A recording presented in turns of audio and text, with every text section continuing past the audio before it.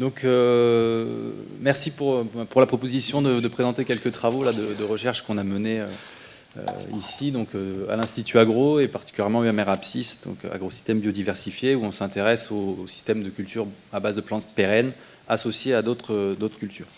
Et donc, personnellement, j'avais fait ma thèse sur plutôt une question de quelles espèces pour quels services, avec une approche, comme a présenté Elena tout à l'heure, l'écologie fonctionnelle. Et puis à la fin de cette thèse, etc., en discutant aussi avec pas mal de vignerons et vigneronnes, on s'est rendu compte que, et comme vient de le dire Nicolas, il y avait quand même beaucoup d'attentes et de questions sur la destruction, à la fin, comment on gère cette biodiversité associée, et notamment ici par rapport à la concurrence hydrique et azotée. Et donc je ne reviens pas sur les services et disservices, mais là l'idée de l'expé que je vais vous montrer était de s'intéresser principalement à la compétition pour l'eau et l'azote, mais également à regarder un petit peu d'autres éléments comme la gestion des adventices, la matière organique des sols. On va y revenir. Et donc, en mobilisant deux leviers principaux, donc là vous avez une sorte de cadre un peu conceptuel qu'on a publié en 2018, qui présente un ordre de réflexion quand on veut s'intéresser au couvert, réfléchir aux objectifs contraintes, réfléchir à une stratégie et puis affiner avec des décisions tactiques. Et donc là, on s'est intéressé à la période de présence du couvert végétal et également à l'outil de destruction, donc en comparant du broyage uniquement, alors tonte, on va dire tonte uniquement, une tonte suivie d'un travail du sol avec enfouissement des résidus, et puis l'usage d'un rouleau FACA, entre autres là, le modèle qu'on voit ici, là, le Roll NSEM, qui a des éléments aussi individualisés en fonte, permet d'épouser les reliefs. Donc l'expé s'est déroulé sur 1 hectare de Syrah, donc au domaine du chapitre à Villeneuve-les-Maglones, donc domaine qui est le domaine de l'Institut Agro, et donc où on a semé chaque année un mélange de 3 familles, légumineuses, graminées, crucifères, assez standard, qui m'avait été conseillé par Eric Maille d'Agrobio Périgord, qui m'avait dit ça passe partout. Là, l'idée n'était pas de s'intéresser aux espèces, mais plutôt à leur gestion. Donc on voulait quelque chose qui fonctionne, et chaque année, si possible. On verra que c'est quand même variable. Mais du coup, voilà les doses, 100 kg de févrole, plus 60 kg d'avoine, et entre 3 et 5 kg de moutarde. Alors une année, c'était de l'orge à la place de l'avoine, et puis en 2021-22, j'avais rajouté du pois dans le mélange. Et donc, une parcelle d'1 hectare séparée en 3 blocs, avec des sols qui variaient un peu dans cette parcelle, et dans laquelle on a testé donc 2 dates de destruction et 3 outils de destruction. Donc ça fait 6 traitements en tout, qu'on peut voir avec différentes couleurs, répétés 3 fois sur ces 3 blocs. Donc la date de destruction précoce, alors vous voyez tout à l'heure Nicolas, il disait précoce fin mars, tardif début mai. Là, moi, je switch un peu plus tôt encore. Donc le précoce, on était mi-février, souvent autour du 10, entre le 10 et le 15. Et donc vraiment encore dans l'hiver. Et puis la date tardive, ou en tout cas la plus tardive de cette expé, c'était à débourrement de la vigne, parce que souvent une pratique est d'enfouir ou de détruire, en tout cas au moment où la vigne repart, justement pour ces questions de concurrence.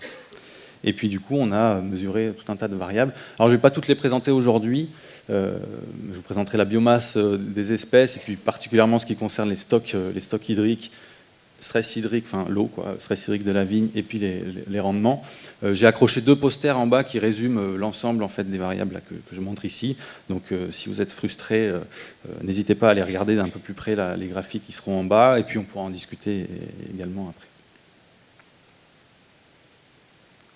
Oui, non, peut-être. Oui, ça va. Donc, là, en termes de biomasse, donc là, ce qu'on a remarqué, notamment pendant ces 3 années, c'est que finalement, les biomasses variaient beaucoup d'une année à l'autre. Donc, avec en 2020, par exemple, des biomasses qui ont pu être très fortes, puisqu'on avait une année assez favorable. 2021, un hiver très sec. Donc, vous voyez que là, l'échelle des Y est la même pour tous les graphiques. Donc, on a une grosse chute. Et puis, 2022, on est un petit peu entre deux. Et puis aussi, un élément intéressant, c'est que finalement, entre la date de destruction précoce et la date de destruction tardive, on a parfois des biomasses qui doublent, voire triplent, dans certains cas, donc avec 1 mois et demi d'écart en nombre de jours entre les 2 dates. Donc ce levier, attendre un petit peu pour détruire, permet parfois de produire beaucoup plus de biomasse, et donc quand on attend des services qui sont liés à la biomasse, ça peut être un levier intéressant. Ce qu'on remarque aussi, donc ici, ça c'est des prélèvements de biomasse qu'on a fait donc, à débourrement, au moment où on détruit les traitements tardifs, et on redétruit les traitements qu'on avait déjà détruits en février. C'est pour ça que vous voyez qu'en fait, ici, là, dans ce qui est marqué précoce, girobroyeur, rouleau et travail du sol. Ça a été détruit en février. Et là, on est à débourrement, donc fin mars, début avril. Et donc on voit que ce qui a été tondu et roulé repousse. En revanche, ce qui a été travaillé, là, on a très peu de développement, donc une destruction efficace qui s'est remarquée. Un dernier élément intéressant, c'est la proportion des espèces, où on voit que parfois, notamment en 2021, hiver très sec, les légumineuses, la févrole entre autres, c'était très mal développé. Et donc on s'est retrouvé avec des faibles biomasses et peu de légumineuses, et surtout donc, beaucoup de graminées. Et on va le voir assez compliqué à détruire, notamment lorsqu'on ne fait que rouler, par exemple. Ça, c'est une photo de 2020 où le couvert était plus grand que moi. Donc là, pour le coup, le rouleau marche très bien dans ces cas-là. Donc si on regarde le stock hydrique du sol, donc là, je vous montre une date. Donc là, on est à début juin, autour du 6 juin, 8 juin. Donc on est un peu après la floraison. Et donc vous avez les 3 années, les traitements qui ont été détruits précocement et redétruits en fait tardivement, et puis les traitements qu'on a laissés pousser sans les toucher, qu'on a détruits juste une seule fois. Et donc on peut voir ici que le stock hydrique du sol, mesuré sur 1 mètre avec une foreuse, il varie. Alors statistiquement, là, la variabilité fait qu'on ne détecte pas de différence significative. Cependant, quand on compare les stocks moyens entre le pire, entre guillemets, le plus sec ici, là, qui était entre autres le rouleau tardif, et le travail du sol tardif, on a quand même des différences qui peuvent atteindre ici 37 mm. Les années suivantes, l'écart maximum entre les stocks moyens est d'une vingtaine de millimètres. Ça peut paraître peu, mais enfin finalement, quand on a une pluie, c'est l'équivalent d'une 40, c'est pas rien non plus. Et puis ça peut quand même, voilà, on est de l'ordre de grandeur d'une pluie qui peut arriver un peu tard dans la saison, donc c'est pas négligeable non plus à considérer. Et donc on remarque aussi qu'il y a quand même plutôt un effet outil ici, plus que date. Alors on voit, parce qu'on voit surtout des gros écarts entre les différents outils de destruction. Et par exemple, si on compare 2 travaux du sol précoces, tardifs, ou 2 rouleaux, on voit moins de différence entre les dates. Alors, en conséquence, on a aussi des impacts sur le stress hydrique de la vigne. Donc, globalement, tous les traitements sont dans des... Vous voyez, ils sont souvent un peu quand même ensemble. On n'a pas un traitement qui est léger et l'autre qui est fort, quoi. On est quand même globalement sur les mêmes gammes, mais on a des variations. Alors là, j'ai mis des lettres seulement pour ce qui était différent entre eux, j'ai pas mis les lettres partout. Et donc on voit que souvent, on a quand même des différences entre le travail du sol qu'on a fait précocement et notamment la tonte tardive. Ici, où on a ces traitements-là qui diffèrent dans pas mal de cas. Voilà. Et donc parfois aussi, il y a une espèce de gradation, de gradient, oui, de stress entre girobroyeur seulement, rouleau et travail du sol, avec finalement assez souvent la tonte, désolé Elena, la tonte qui est le plus stressant, en tout cas là dans cette expérimentation pour la vigne. Donc là, les potentiels de base, c'est donc la pression qui est nécessaire pour faire sortir l'eau des feuilles. Donc plus la vigne est stressée, plus il faut mettre de pression. Si on regarde les composantes du rendement, donc le nombre de grappes en bas, le poids des grappes en haut, donc on a entre 12-17 grappes par cep en moyenne. Et là, pareil, statistiquement, on ne détecte pas grand-chose sur les 2 premières années.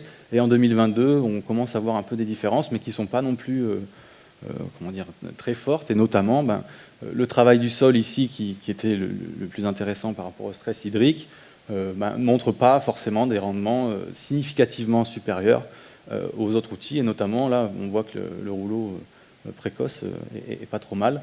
Alors là, on est... sauf que vous voyez les écarts types, on a beaucoup de variabilité. Donc c'est pas évident non plus de pouvoir d'arriver à détecter ces différences qui peuvent subsister. On est quand même entre 1,8 kg et 3,4 kg. Là, je regarde les rendements moyens par cep. Donc dans la pire des situations, on est à 1,8 et dans la meilleure des situations, on est à 3,4. Ce qui finalement correspond à des rendements...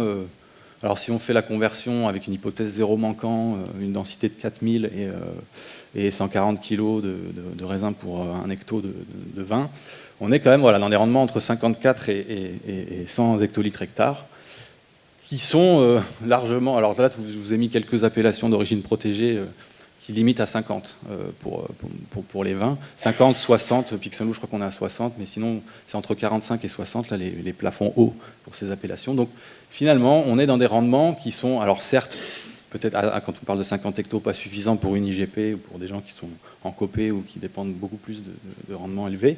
Mais pour tout un tas de viticulteurs et viticultrices, on est dans des rendements acceptables. Et même voilà, dans le pire des scénarios, là, le girobroyeur parfois qui stimule une repousse et qui assèche beaucoup le sol. Voilà, donc je conclus. Donc effectivement, ce qu'on a dit, la destruction tardive, on favorise la production de biomasse. Quand on détruit et qu'on enfouit avec un travail du sol, bah oui, on diminue le stress hydrique. Vous verrez en bas sur les posters qu'il y a aussi des stocks d'azote à floraison qui explosent. Bon, c'est connu, hein, l'enfouissement des résidus accélère leur dégradation. Le rouleau est moins ou pas du tout efficace avec des biomasses faibles et surtout avec une forte proportion de graminées. Donc ça, c'est pas pour dire n'utilisez pas de rouleau, mais quand on veut utiliser un rouleau, ça implique de raisonner sa stratégie de semis donc le plus tôt possible pour avoir des grosses biomasses le plus tôt possible et aussi la facilité de destruction des espèces. Donc il y a certaines espèces qui se couchent et qui se relèvent et qui te regardent passer et qui s'en fichent un petit peu. Donc ça, il faut voilà, c'est des raisonnements. Le rouleau peut être très intéressant, mais il impose de raisonner vraiment encore plus en amont son itinéraire technique. Et donc avec un rendement moyen supérieur là où on a travaillé le sol, mais tout traitement confondu, on est dans des gammes qui peuvent être largement acceptables pour certaines personnes.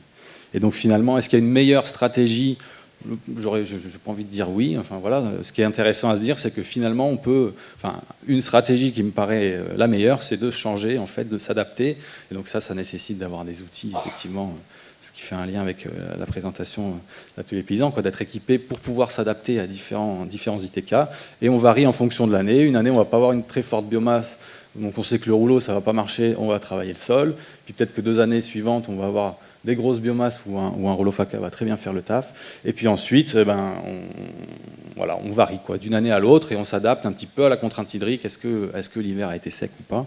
Puis Nicolas me disait dans d'autres discussions qu'il y a même des vignerons qui semaient tous leurs interrants, en détruisaient un avec travail tôt et l'autre, ils le laissaient pousser pour voir plutôt adapter en fonction de la pluie et utiliser un rouleau plus tard. Donc on a aussi ces alternances spatiales dans la parcelle qui peuvent nous permettre d'aller plus loin et d'obtenir ce qu'on souhaite.